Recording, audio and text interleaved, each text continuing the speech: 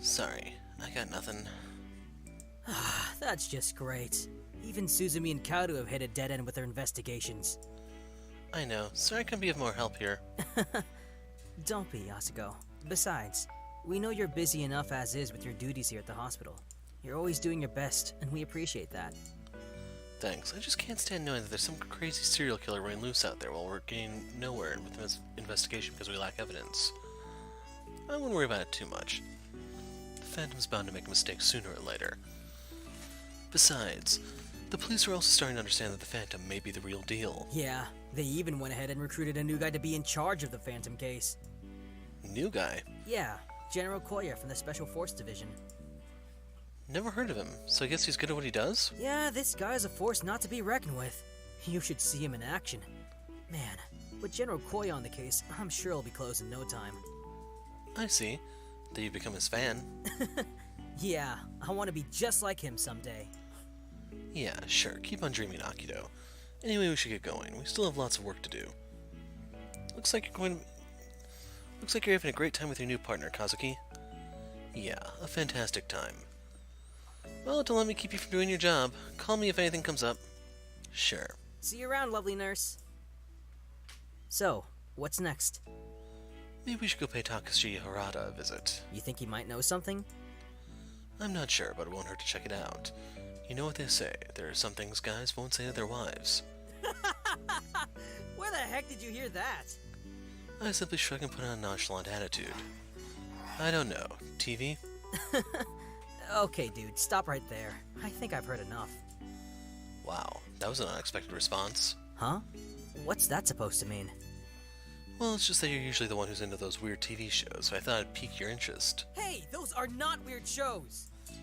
I'm about to get into the car when a passerby in the distance catches my attention. What's wrong? Takashi. Yeah, we're going to visit him right now, aren't we? I close the car door and run past Akito. Hey, Kazuki, where are you going?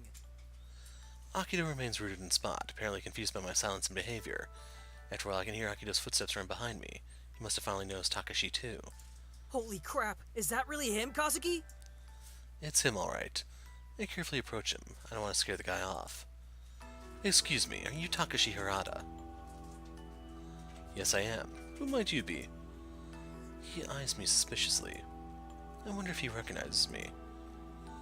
I apologize in advance for being so bold here, Mr. Harada, but my name is Kazuki Koyama, and I'm a detective from Yggdrasil. My partner and I spoke with Lilith Genichi at the hospital earlier in regards to Mr. Genichi's horrendous murder. She told me that you're close to her family. Do you mind if we, ask you a few questions? I see. How is Lilith doing, by the way? She seems to be doing fine. Akito finally catches up to us, and as usual manages to cut into the conversation with ease. And you are? He's my partner, Akito Ishikawa. Oh, alright. So how can I help you? Did you pay them a visit prior to the murder, and did you notice anyone suspicious while you were there? I don't think I saw anyone suspicious. To tell you the truth, it's been a while since I last visited them, so I can't really answer that question for you. I see. Well, since Mr. Genichi and you were quite close, did he ever mention anything to you? Like what? Anything at all. Anything unusual, odd, strange, you name it. Any information would help here. Gosh, I don't think so. I can't think of anything. Don't worry, take your time. Really think it through. I'm sorry, I'm still in a bit of shock, as you see. I mean, you guys just came out of nowhere. In fact, I'm feeling a bit overwhelmed by all these questions. I don't think I'm in the right state of mind to answer any of them either. I can't even think straight. I would like to go pay Lilith a visit and see how she's doing if you don't mind. But... We understand. Akito gives me a glare for cutting him off. Just think it over and let us know if anything comes to your mind. Thank you. In fact, why don't I give you my phone number? That way you guys can call me and schedule a meetup somewhere. In case you might have further questions for me later, you know? I might be in a better state to answer them for you then. we actually... Thank you, that would be great. Let's do that. Akito shoots me a surprised look this time. It's the first time I've interrupted him twice. Okay, do you have a paper or something to write on? I'll just add your number to my phone's list of contacts. What is it? Alright, it's, Alright, got it. Thank you. We'll be sure to give you a call. Sure, anytime. Well, I guess I better get going. Right, take care. Thanks, you too. Have a nice day. Same to you. We watch Takashi walk away until he's out of sight. Hey, Kazuki. Why did you cut me off like that? I was trying to tell him that we already have his number. I know. So, why? I just wanted to verify a few things, that's all. Ah, I get it. You were checking to see if he would give us the same number, right? Yeah. So you do suspect him? I shrug. I wouldn't say that. Still, you never know. Yeah, we can't rule anything out. By the way, it looked like he didn't recognize you. Yeah, he probably doesn't. It was a long time ago. I barely recognized him myself. Good point. So what now? I don't know. Do you think the police found something? Kaudo should have received the autopsy results by now. Yeah, good idea. You call them and I'll drive. What? But it's my car! Come now, don't be scared to call them. Don't worry, you've got this. Sheesh, you're making fun of me again, aren't you? None at all. I'm just making a point here, Akito. You have nothing to fear. Go for it. I smile at him. Oh man, I can't believe I'm doing this. Akito reluctantly hands over the car keys. Don't scratch the car. Relax, I'm a smooth driver. I wish I was wearing my uniform right now. What? That came from nowhere. Why do you need your uniform anyway? Because no one takes me seriously when I'm wearing casual clothes. I need my uniform to invoke power and authority. You're trying too hard to be taken seriously, Akito. What you wear has nothing to do with it. Didn't you see how Takashi looked at me earlier? I want my uniform. I give Akito a flabbergasted look. He manages to leave me speechless again. So it turns out Akito couldn't get through to Suzumi or Aki. Only Kaoru answered his call. She went on to tell us that she's still at the police station, that Suzumi requests that we report to Iguarasil headquarters. I wonder what Suzumi wants. Who knows? Do you think the police found something? It's possible. You don't seem to be curious about it at all. I'm a little preoccupied with the Phantom case right now. I don't have time to think about what Suzumi has planned for us. Oh, okay. Yeah, you're right. I start thinking about the victims again. What connection do they all share? I carefully go over each clue. Without a doubt, the clue for the firefighter is the Iron Cross medal, and the psychiatrist herself represents the Roman goddess of justice. As for the scientist, the clue would be the map of Utno with a pierced square and compass. And lastly, the teacher. I don't know. Is it the Blind Owl book or something else? What are you thinking about, Kazuki? I should mention that's a double the in the previous sentence. I'm just trying to figure out the connection between the victims. Ah, got any ideas on that? Care to share them while you're at it? Why are you asking me? Why don't you come up with something for a change? I'm just... Akito, you know what? I just don't like you. The thing is, I just don't like you. I mean, you're a good detective and all, but you're such a loudmouth. It really grinds on my nerves sometimes. And I really don't like your wishy-washy attitude either. No offense, but I would really appreciate if you just focus on work and not spend all your brain cells on trivial stuff. Whoa, man. What the heck? That's harsh, even from you. Jeez, now I'm offended. What brought that on anyway? Hey, don't get me wrong. I think you did a really good job collecting all the information about the Phantom. Not to mention the way you handled the situation when the poisonous chlorine gas leaked out the firefighter's crime scene was really brilliant. Okay, so what's up with the stabbing comment earlier? You have a lot of faults. You're not very focused, you're also a loudmouth, and you tend to trust other people's opinions and judgments more than your own, which is strange when you consider the fact that you're doing most of the research. Surely you must have some opinion on the cases. So you're saying I should be more reserved like you? What? No, I'm telling you to be more assertive and trust your own judgments. Oh. I don't know why, but I have a habit of tweaking my own opinions based on what others say. I guess I trust other people's opinions more than my own, you know? Exactly. You should stop that. I know you like to comment on other people's opinions, but we need to hear your thought on things from time to time too. Are you saying that I shouldn't share my thoughts on other people's work? No, you're completely missing my point. All I'm saying is that you need to be more focused on your work, and don't be afraid to express your thoughts on the cases. Think you could do that? Oh, okay. I'll try. Just then, Suzumi, Aki, and Kaoru walk into the room, ending our little talk. Oh! Hey! You girls are finally here. Hey, bro. Hi, Kazuki. Hey. Hi, guys. What's up? And we're back to our usual routine. All right, I have some important news for you all. Do you know what this important news is about, sis? Just be quiet and listen. I think I know what this is about. General Koya has figured out who murdered Peter Zanecki. What? How is that even possible? That was quick. You were so close to solving it too, Suzumi. Yes, I'm pretty surprised by the news myself. But how? Did Uzair confess? I highly doubt that's the case. There's no way Uzair would confess that easily. Well, perhaps General Koya found it out by chance. Who knows? Whatever it might be, it doesn't change the fact that he found out the perpetrator and solved the case in just a matter of days. Yeah, but maybe he was just lucky. You know, beginner's luck. I wish we had some of that luck. Come on! Spill the beans already. How did he do it? Yeah, I also would like to know how he solved it. Well, I'm just glad that's over. And we can move on to other cases now. I knew you were going to say that, Kazuki. Anyway, General Koya noticed the link between Yuzar and Peter early in his investigation. And so he went through a list of people who used to work for or are currently working under Yuzar. Of course, he reached a dead end like us and got no new intel out of it. Not surprising there. So what did he do next? Hey, he took the same route Suzumi and Aki did. Yeah, and we were so close to catching the murderer, too. No, you weren't. Yes, we were. Aki, Suzumi just said General Koya reached a dead end with his investigation. In other words, it was a waste of time. Plus, you guys didn't find out anything either, remember? Sorry, sis, but I have to agree with Kazuki on this one. Well, except for the waste of time part. You'll probably just reach a dead end like General Koya anyway. I agree. The important thing is that you tried. So anyway, what did you do after that? Yeah. General Koya went back and reviewed the documents and autopsy report from square one. He did what? From the beginning?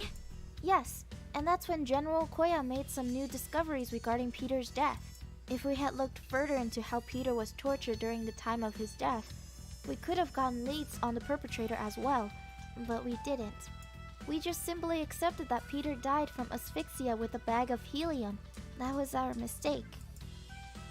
So you're saying that General Koya found evidence that led him to the perpetrator? Yes, after some effort. He found out that Peter had been subjected to other means of torture during the time of his murder. Waterboarding and electrical shocks. Damn. Suzumi pauses and frowns at Akido. Sorry, boss, don't mind me. Please continue with the juicy details.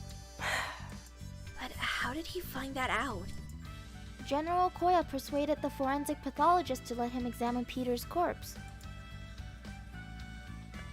That's when he noticed Peter's body had small marks left on his body, probably... Yeah. Proofreader, please. Probably from electrical shocks, similar to those from the police stun guns. Seriously? There wasn't anything about that in the autopsy report. Yeah, the pathologist took them from some scars or normal body marks. You've gotta be kidding me! Goodness, Akido. Sorry. But man, General Koya is just awesome! He's a man of many talents, right guys? Akido looks to us for a response. He really wants us to agree with him. None of us say a word. And I hate to admit it, but Akido is right. Koya really is good. Never mind. Anyway, the pathologist didn't show off.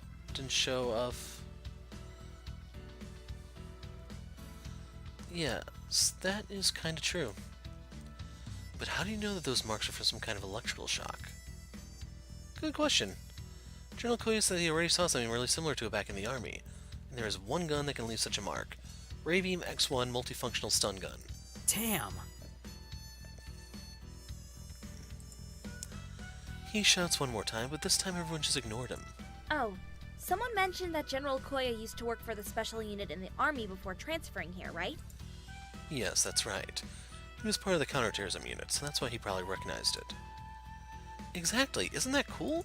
Sorry to break it to you, sis, but he's also too old for you. Hey, I only meant it as a compliment. Don't get any strange ideas. Sure. You're so mean.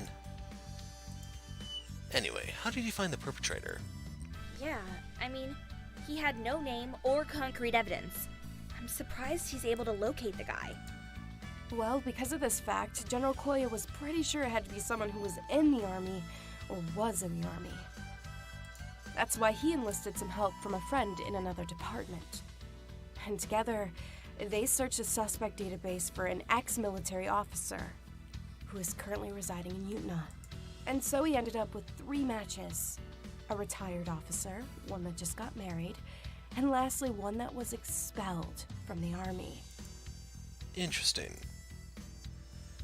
Sure, the third guy sounds suspicious and all, but that isn't enough to put someone in jail. I'm not sure if that's enough for a search warrant. They misspelled enough 3 times so far. Listen to this part, big bro. He forced a search warrant on the judge, saying he might be responsible for all the murders and also in possession of other dangerous weapons. Wow, nice. He sure has some good connections there. Yeah, I believe so too. Yeah, General Koya almost immediately got the search warrant. And after that, they found in his apartment not only the stun gun, but also a handgun. Oh, I bet it was a pistol gun with a silencer, wasn't it? Yes. Bullseye. So I'm guessing that's the same gun he used to shoot Uzair. Yep. Well, that's what the police think. Right now, they're just waiting for the analysis results to come out. What about the ex-soldier guy? Has he said anything? Not yet. So I guess this case is closed. Just like I said earlier, we should just move on to other cases. I agree, but I can see now that General Koya definitely knows what he's doing. Yeah, I guess so. You guess so? He solved the case in only a few days. I know that, but keep in mind General Koya also has full access to the files and other resources while we don't. Plus, he was part of the military's counterterrorism, so it's a given that he'd be more experienced in solving these cases. In any case, we didn't spend that much time on this case because we already suspected that Peter wasn't one of the Phantom's victims. Kazuki? Hmm? Could it be that you're jealous of General Koya? What? No, of course not. Oh my gosh, you're totally jealous. Oh, that reminds me. Kazuki actually told General Koya that we'll be the ones to catch the Phantom. What? You actually said that to him? Oh, relax. I was simply telling him that the other cases are not our top priorities, that's all. Sure you were. You believe in us after all. I don't think... Cut it out, I was just teasing him, okay? It's a guy thing. Oh, a guy thing, huh? I simply give Aki an annoyed look in return. Why did I even bother to explain myself? Well, we have to thank the ex-soldier for letting his emotions get the better of him and showing off his skills like that.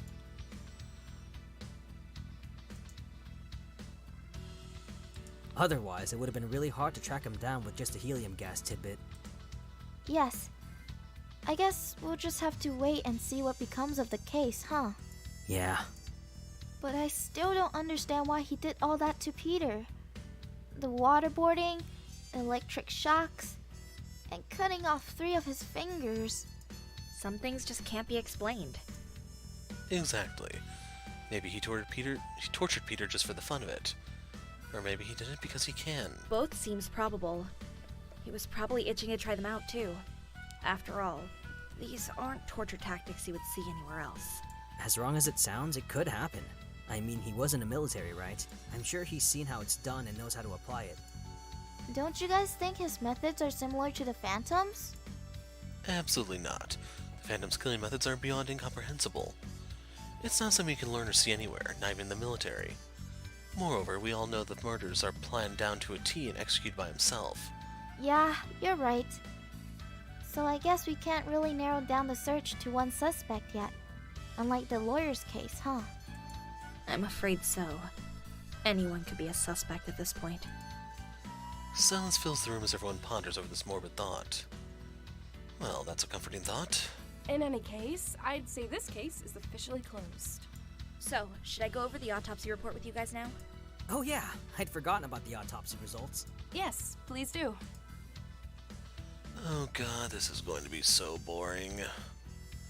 Takashi Hirata, maybe I should give him a call and see if we can meet somewhere. Then again, I highly doubt that he's involved in Matsuo Genichi's murder, so it might be pointless to call him. Wonder if he recognized me, but feigned not to. I don't think he remembered me. Barely recognized him myself, and the only reason I remember him now is because of the case. Well, maybe his painful backstory had something to do with it too. I mean, I don't remember anyone that was in the support group besides him. It's shocking to suddenly bump into him like this. Suddenly a voice in my subconscious asked me, "What? Don't tell me you believe in coincidences, Kazuki." Yeah.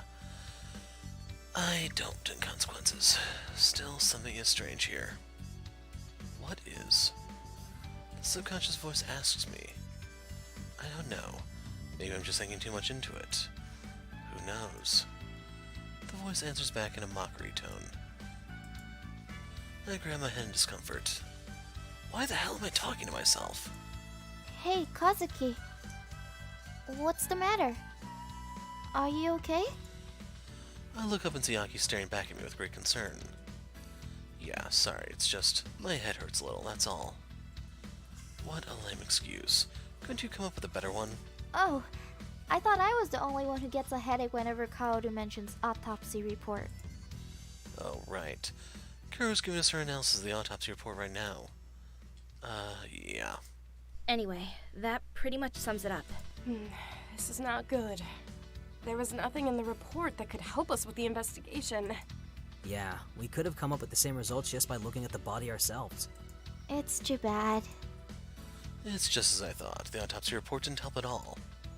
I have no idea what the results were. I just want to say something so the others won't find out I wasn't actually paying attention. Alright, Akito and Kazuki, what did you two find out from talking to Masuo's wife? And so Akito and I update everyone else in our meeting with little Genichi, as well as our little surprise meeting with Takashi Harada in the parking lot. I see. So the Phantom meant for us to find a newspaper clipping? Yeah. I personally don't think Takashi is involved with Matsuo's murder. Same here. I think we should look into this newspaper article. It has to be something really important for the Phantom to leave it behind at the crime scene. Exactly. That and the other item. You mean the Order of Courage? AKA the Iron Cross? Then Kaoru, Akito, and I simultaneously said yes, and the three of us look at each other. Well, it looks like you three finally agreed on something for once. I glance at my phone. It's 2:24 p.m. So what now? Good question. What should we do now? I guess we should go with our previous plan. Meaning the Sherlock wannabe and I should start investigating the teacher's case. Hey, I'm not a Sherlock wannabe, okay? I'm a real detective. Yes. Meanwhile, we'll go through all the documents for the remaining cases and see if we can find some clues or a link between the murders. It should be easier now that there's only 3 murder cases left. Now, we all agree that the remaining cases involve the Phantom, correct? Yes. Definitely. Yeah. I think the guys should handle this one. What? Why? It'll be faster and more effective this way. Akito has already done some research on the teacher's case, so he'll know what else needs to be verified and all that. Besides, Suzumi and I need your help, Aki. There's something we would like to check out over at the police station. I think it's best that you come with us. Oh, okay. Sure.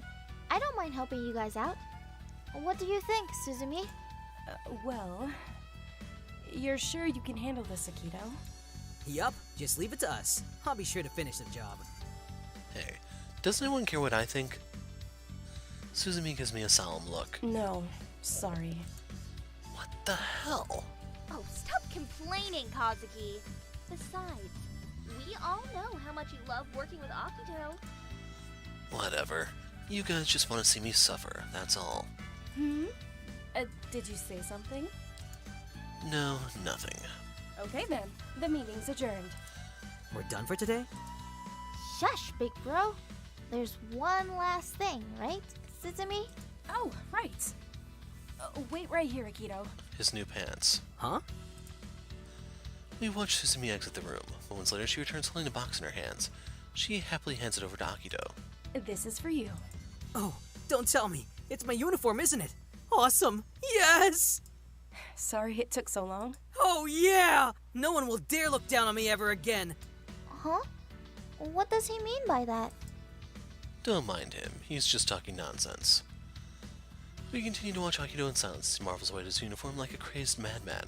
I think he's forgotten all about us. You think so? Yep. Big bro is in his own little world right now.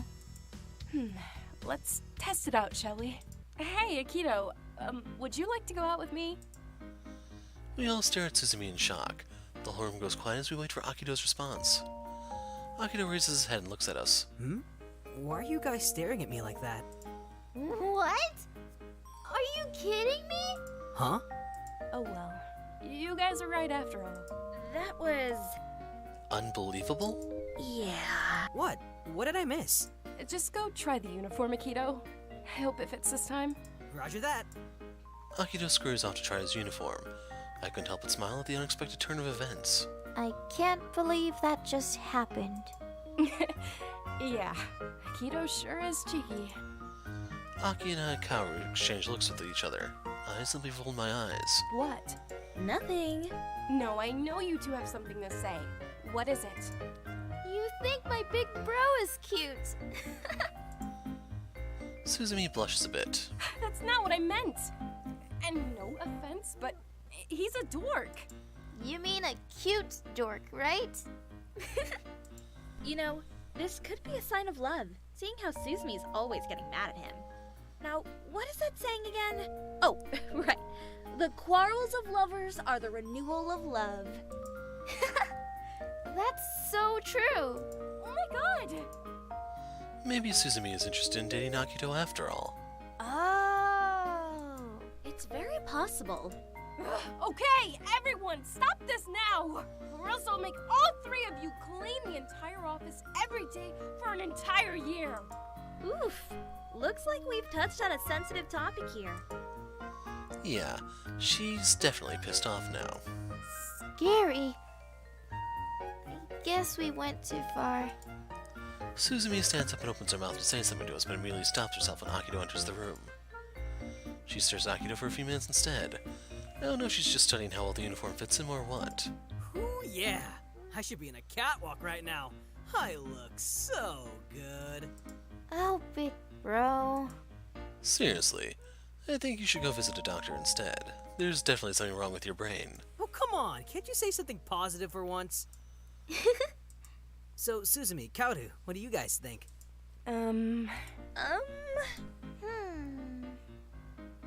What do you guys think?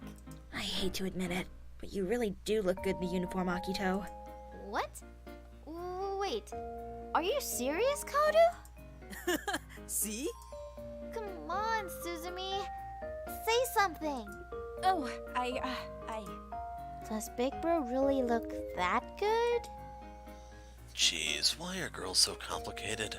Sorry to disappoint you, Aki, but I think Akito looks great. Huh? Aki studies Akito a bit. Well, I think Big Bro looks goofy. Hey, stop trampling on my heart here, sis. Sheesh. Yes, I think he looks okay. Really? Just okay? Stop staring at me like that. All right, enough fooling around, everyone. Back to work. But I didn't even do anything. And stop being so unproductive, Kazuki. Snap out of it. We've got a case to take care of. Hey, why am I the only one getting scolded here? This is so unfair. Life is unfair. Deal with it. Suzumi's scary when she's mad. Okay, everyone. The meeting is over. So go home and get some rest. See all of you tomorrow. Yes, ma'am. Yes, it's finally over. Alright, so I'll see everyone tomorrow. Of course. Take care, everyone.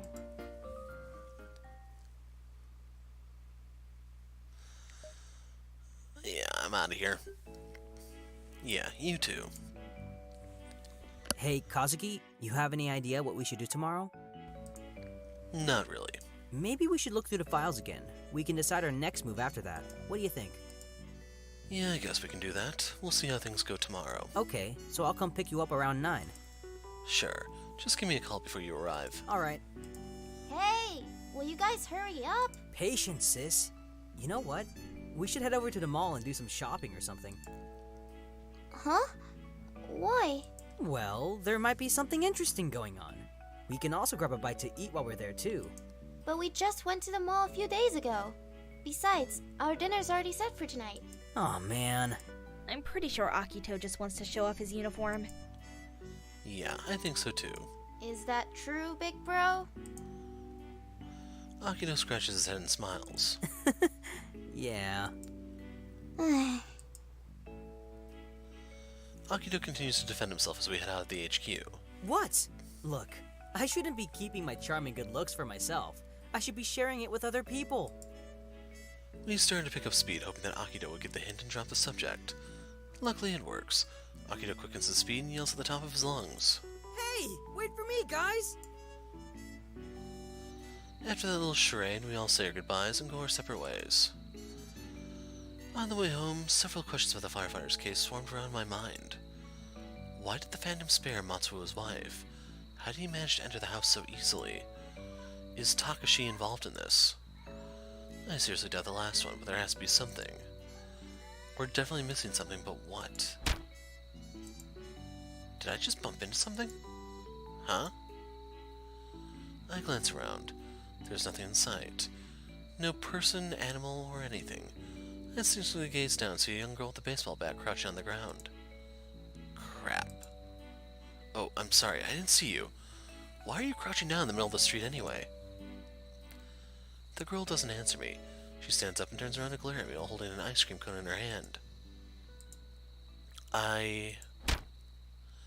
The girl throws her ice cream right at my face. Jeez, I said I was sorry. I wipe the ice cream off my face. I try to explain myself further, but she's no longer around. Where the heck did she go? Did she run away? Nice, now I get ice cream all over my hands. And they're sticky, too. Jeez, girls nowadays. Who told her to crouch down the middle of the street anyway?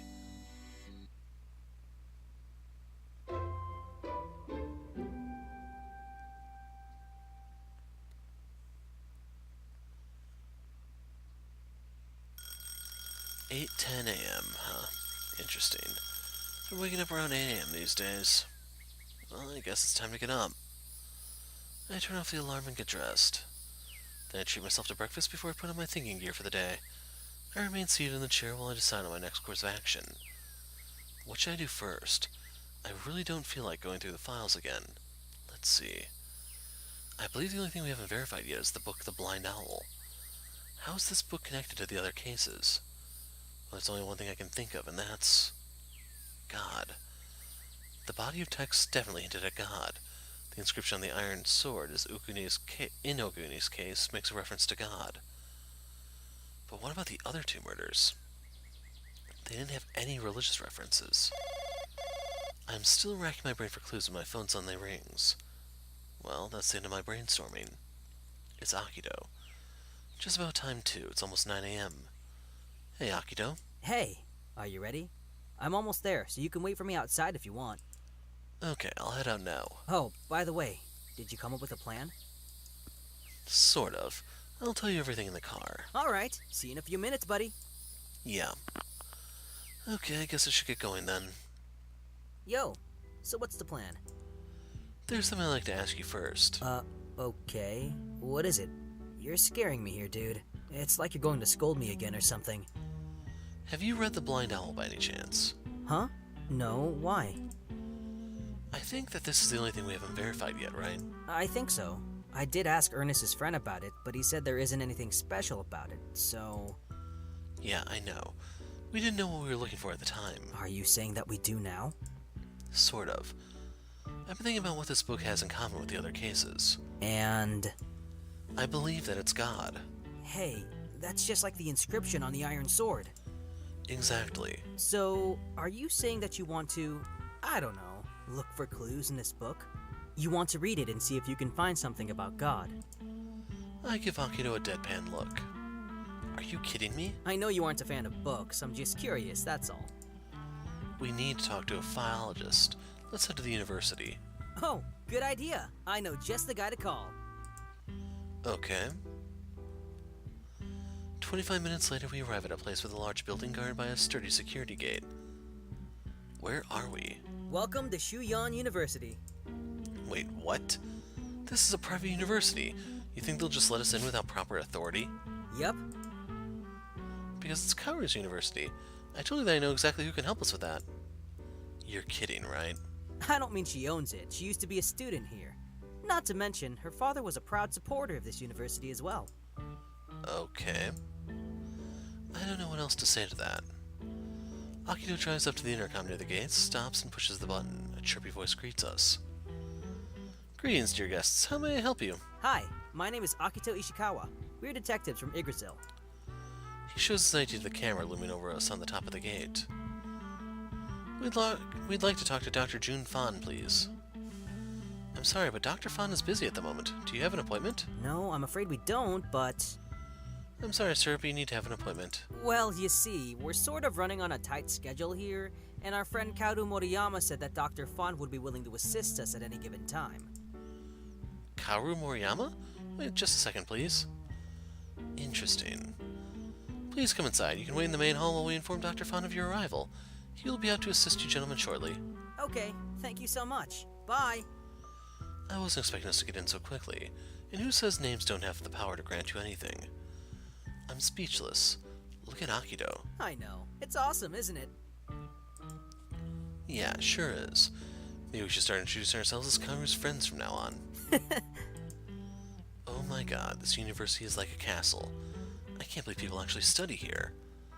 This university is huge. Yeah. Wait, have you been here before? Yep, once with Aki and Kaoru. No wonder he's not surprised by this grandiose scenery. We park the car and head towards the main hall, or rather Akito leads me to the main hall since I have no clue how to navigate this place. Sheesh, place's interior looks like a palace. I know. Honestly, I don't get how anyone would want to study in a place like this. You do realize that this is a high-class prestigious university, right? Not just anyone can get accepted here. Yeah, so? Just forget it. I continue to study the interior and the paintings on the walls as I wait for Dr. Fan to show up. Hello, sorry to keep you gentlemen waiting. I had a lecture to finish. It's no problem, Dr. Jun Fan, right? Yes. Now how can I help you, detectives? We're currently investigating a case, and this book called The Blind Owl is one of the items left at the crime scene. It's written by an author named Sadeh Hedayat, correct? That's right. This book is a real Persian-Iranian masterpiece. It's a pity that this marvelous fiction, as well as Sadeh Hayat himself, is not that well known to readers of world literature. The book deserves a wider audience. This man definitely knows his literature. I'm sorry for going off topic. What would you like to know about the book? We actually haven't read the book ourselves. We're hoping expert philologists like yourself could assist us with understanding some of the book's references. You flatter me. I'm not really a poet expert. Don't be so modest, Dr. Fan. Any assistance is appreciated. Please, we would really like to know the meaning behind a certain body of text in the book. Perhaps you can also tell us if there are any specific religious references to God, or any type of God for that matter. He takes a moment to consider it before nodding in agreement. Please have a seat. Would you gentlemen like something to drink? Oh, no, thank you. I'm fine, so can you tell us what the book is about? Certainly. Dr. Fan leans back in his chair. The Blind Owl is a literary classic about madness, obsession, betrayal, and murder. At least the beginning is interesting. The story is actually separated into two parts. The first part tells the story of a painter, who becomes increasingly obsessed with a beautiful woman he happens to see one morning while looking out his window. When the woman suddenly visits him one day, our hero is, needless to say, elated beyond belief. However, his happiness is short-lived, for she dies shortly afterwards from consuming an old wine he had given her. In his grief, he decides to paint a portrait of her and inexplicably chops her body into pieces before burying her in a secluded area. That sounds like something that the Phantom would do. The second part is even more grim. The protagonist is slowly driven mad by his unbelievably short-tempered wife, whom he only identifies as the bitch, because she refuses to have sex with him and has countless lovers. As a result of its loneliness, the protagonist starts to lose his grip of reality and chooses to embrace a world warped by his own delusions. Eventually he snaps and stabs his wife to death, and in the process catches a glimpse of himself in the mirror. It is then that he realizes that he's become an old man. So in other words, he's none other than the painter from the first story. Wow, that's one hell of a story. It sure is. Are there any references to God? Maybe it's hidden in the text somewhere and we have to decipher it. Or maybe the whole story symbolizes a being similar to a god. The woman probably represents pre-Islamic Persia. There's also some allusions toward the ruler of that period. Unfortunately, I don't think there are any hidden messages about God anywhere in the story. I see. But we saw text about God. I know you're disappointed by my answer, but even if there was any religious reference to God in there, I doubt there'd be any deep meaning to it. It's probably just a simple statement at best. Darn, I understand. Damn. And here I thought we were finally onto something. Wait. Akito, do you happen to have a digital scan of the page with you? No, but we do have access to the database, so I can access the file via my phone if you want. Perfect. Can you do it now? Sure, give me a sec. Dr. Fon, we're trying to find a connection between this case and 2 other cases right now. The murderer purposefully left a book at the scene, which pointed to a specific paragraph in this book. We are pretty sure that made a reference to God or something along those lines. This is the only trail we have at this point. We would really appreciate it if you could take a look and decipher the true meaning behind this text. I see. Well, I'll try my best. Alright, here it is. I felt. It was a pleasure which transcended human experience. A pleasure which only I was capable of feeling, and which the gods themselves, if they existed, could not have experienced to such a degree. At that moment, I was conscious of my superiority. Do you have any idea what this may be referring to? Sounds like the words of a madman. We think so too. He's a complete psycho in my opinion. His murder methods are creepy as hell too. This is just my assumption based on the text alone, but I think he gets pleasure from it. You mean he enjoys killing people? Yes. He's also mocking gods in general. He's saying that he will surpass God and become a superior being. Surpass God, huh? Okay, I don't know about you guys, but this guy's just insane. No doubts about it. Indeed. Sadly, all murderers have some sort of mental issue. Yeah. How the hell does he plan to surpass God anyway? I'm sorry, but I'm afraid I don't have the answer for that. Oh, yeah, sorry. I was just talking to myself. I've never heard of anyone wanting to become a god before. I mean, it's a stupid notion, much like those old legends and myths. No one can become a god, much less surpass one. Exactly. So what could this mean? Just what is he trying to accomplish? Oh! What is it? Akito picks up his phone and starts searching through the database files again. How about this one? For we are the temple of the living God. Does this phrase mean anything to you, Dr. Fon? Oh, right. Good move, Akito. For we are the temple of the living God. It does sound familiar. Dr. Fon opens his laptop and starts typing the text into a search engine. Let's see what we have here. That's right. It's the 2nd verse of the Corinthians, chapter 6, verse 16 from the Bible. Chills run up my spine the minute I hear that, and I hurriedly curl my hands into fists to stop them from trembling. Could you briefly tell us what it means? I can't give you a clear-cut answer here because there are multiple meanings to each Corinthian verse. Everyone interprets it differently. What is your interpretation of it then, Dr. Fon? I'm not an expert in this, but I believe it's about our life being governed by love.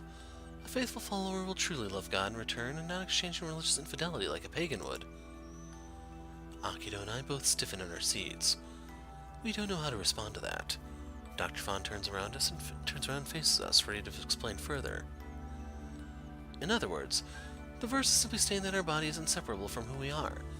Therefore, our decisions and actions are connected to God Himself, for we are God's children. In short, God is inside all of us.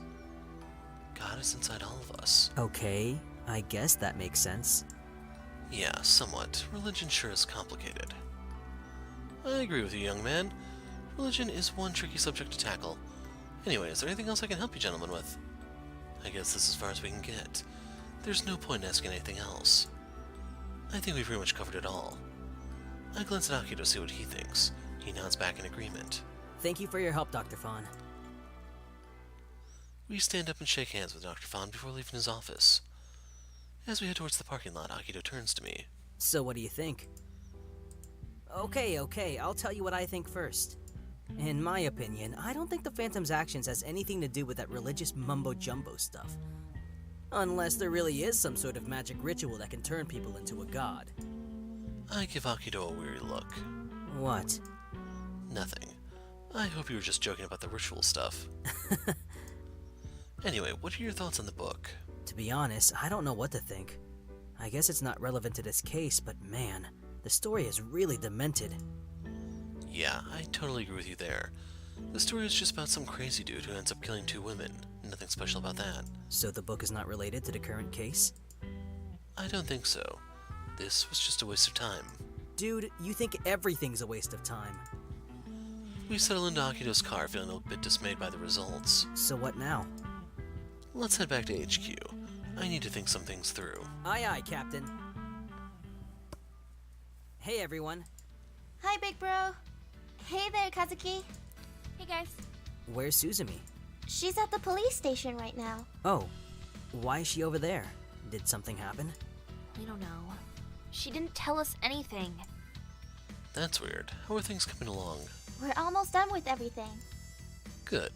How about you guys? It was a total flop. That bad, huh? It was a crushing disappointment. It's the only thing we haven't looked into yet, so I was hoping it would give us new leads. Unfortunately, it led us nowhere. Aw, I'm sorry to hear that. Are you referring to the Blind Owl book? That's the one. We didn't even find any connection between the murders. Ouch. Yeah, that's depressing news. And what was your trace you wanted to check? God. Huh? He meant that there's a section in the book with a reference to God. It's similar to the sword inscription in the Ogune case. Oh, okay. But it turned out that there isn't anything about God. There's no symbolism, hidden meanings, nothing. So Kazuki and I have come to the conclusion that this book has nothing to do with the case. What about the text itself? This is where it got interesting. It's more like insanely twisted, if you ask me. Well, that too. According to Dr. Fawn, the body of text may represent the perpetrator's desire to surpass God. What? Sounds crazy, doesn't it? We thought so too. Maybe the perpetrator's some sort of a religious fanatic? I don't think so. His murders are planned down to the last tiny detail. It doesn't fit the notion of a religious fanatic at all, at least not for me. But don't you guys think it's a bit... what's the word? Odd? Oh yeah, we asked Dr. Fawn about that too. What about the encryption on the sword? I asked Dr. Fawn about that too, of course. And? There wasn't much to it. Actually, I didn't understand any of it. Basically, everything we do is important because we're all God's children. Right, and God is in all of us. These hints are all pointing to God. The Phantom's goal may be connected to religion after all. Yeah, that's exactly what I was thinking. Are you saying that the Phantom can become a god? Give me a break. That's not what I meant. You know, according to the Catechism of the Catholic Church, it is possible to become close to God. Yeah, I know it'd be cool, but come on. I'm just saying that we need to keep an open mind here. It's possible that all of this is related to God in some way. By the way, what's your opinion on all this, Kazuki? Oh, right. You haven't shared your opinion yet. Well, let's hear it. Well, I hate to admit it, but I think it might be related to God too. The problem is, I don't quite understand how or why. Wait, I thought you said that there is no religious connection. I meant he isn't a religious fanatic, and that the book itself is a waste of time, and we were too wrapped up with trying to find a religious meaning behind the story that we forgot to focus on the verse. There has to be a deeper meaning behind it. Okay, I'm confused. Are you saying only the text is important? Exactly. I think all the other clues are irrelevant. For example, in the Ogune case, the sword is just part of its setup. It's actually the inscription that holds the key to the puzzle. There's a hidden meaning behind that text. We just have to find out what it is. Then does that mean the texts are really about surpassing God? Yes, But we already looked. however, the text might actually have a double meaning. I don't think we should take it at face value. There's more to it than it seems. Okay, what do you think it is? I think I know where you're heading with this. I smile at Kaoru. It's just like Dr. Fawn said. The text in the book may be referring to surpassing God, and the inscription on the sword says that God is in all of us.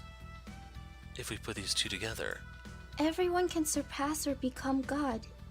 Because He is in all of us. precisely, that would be the literal translation anyway. But like I said before, it might mean something else entirely. Because no one can become a god. It's just not possible, right? Yes, I did. So I guess we should start digging for the true meaning behind these texts. Which is going to be tough. I mean, there could be 100 meanings behind those texts. Yeah, since everyone interprets things differently. I think he's just mentally ill or something.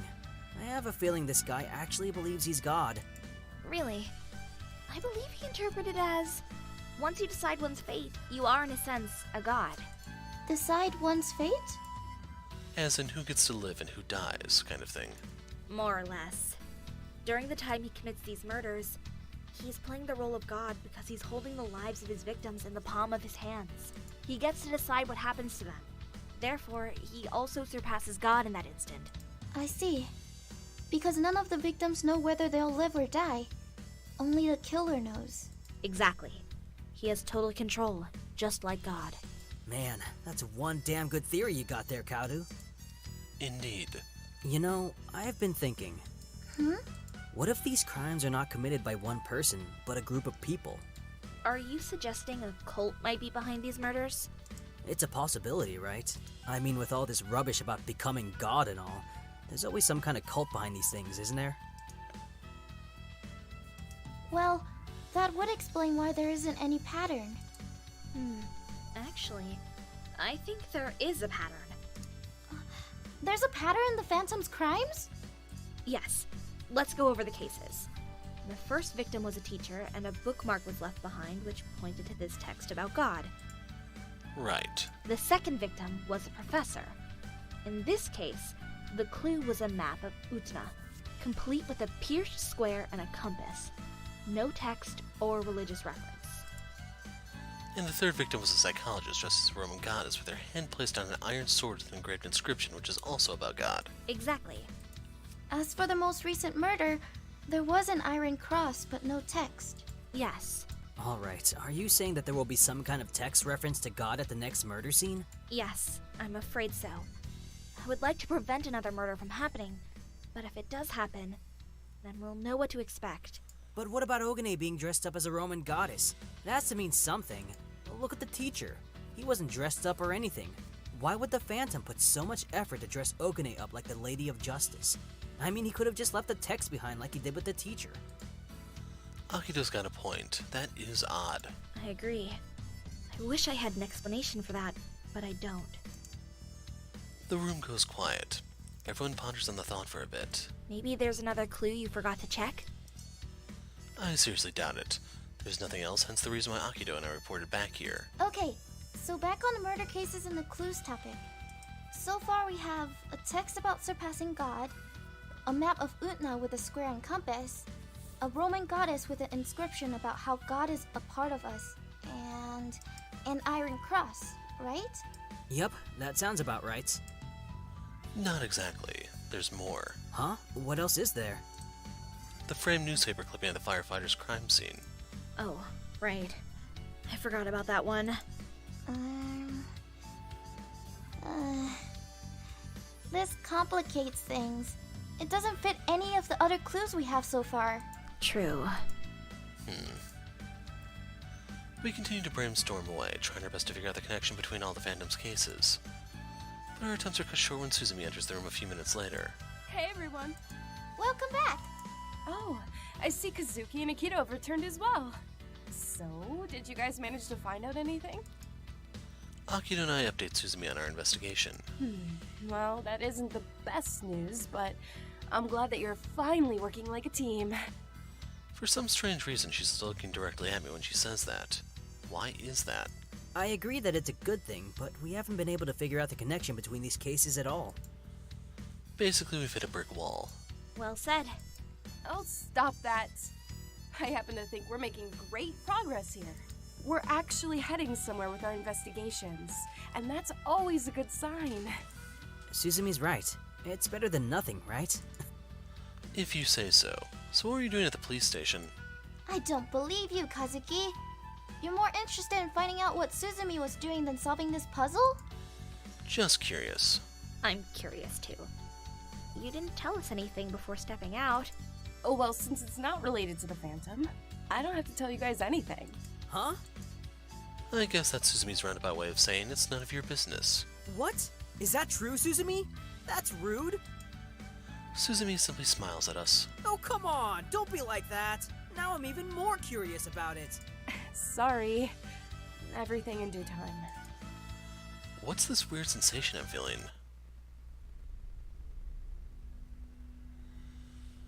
What agreement is there between the temple of God and idols? For we are the temple of the living God. I will live with them, walk among them, and I will be their God. Hey, Kazuki? Is something wrong? Oh no, it's my head. I feel strange. Should I get you some medicine? No, I'm fine, thanks. Suzumi stares at me suspiciously for a few seconds and then she smiles at us. Since it's still early in the afternoon, how about we order some takeouts and continue our brainstorming session? Can't we just do it tomorrow? Is our little Akito tired from all the work? Oh, poor boy. Sounds good to me. It's not like I have anything else to do. Aw, man. Alright, fine, whatever. I would like to go home now, if you don't mind.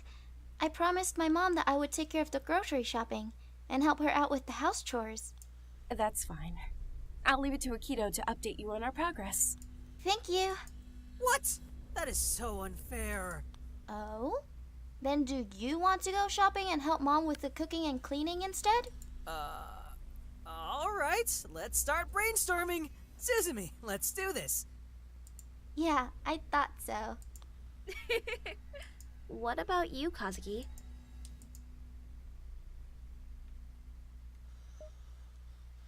So normally I bail out. I'm going to stay this time. Alright, I guess I can stay for a little longer. Glad to hear it. Same here. Yeah, whatever. Let's hurry up and begin before I change my mind. Classic Kazuki strikes again. Jeez, would it kill you to be a little more enthusiastic? Have a little more spirit. Kazuki enthusiastic about work?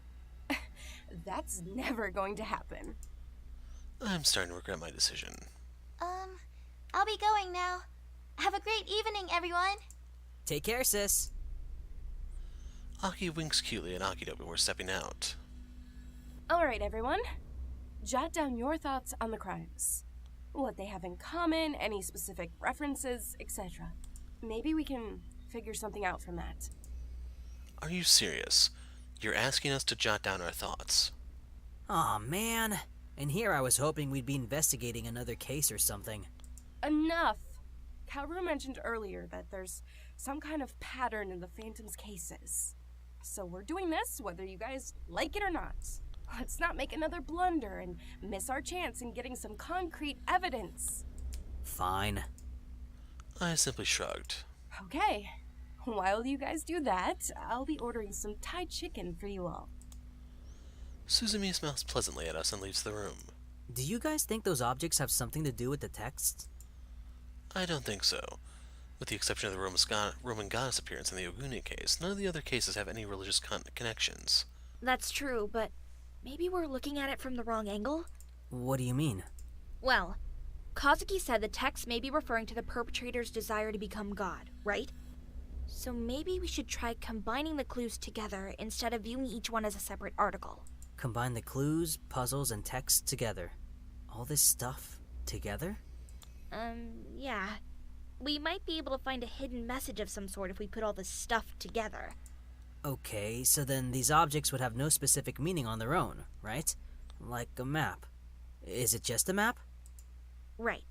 But keep in mind that we don't have a clear idea of what we're looking for, so don't disregard anything too quickly. It could be anything. Location, historical event, or future event for that matter. Uh-huh. I get the feeling that Akito will use this chance to make a dumb joke. I got it! Oh, cut it out, Akito. This is no time to be making sarcastic remarks. What? Suzumi suddenly appears and, as usual, manages to jump right into the discussion with us. Anyway, let's start from the beginning. What do we have? The Blind Owl book, but we already know it's not relevant to the case. Yep.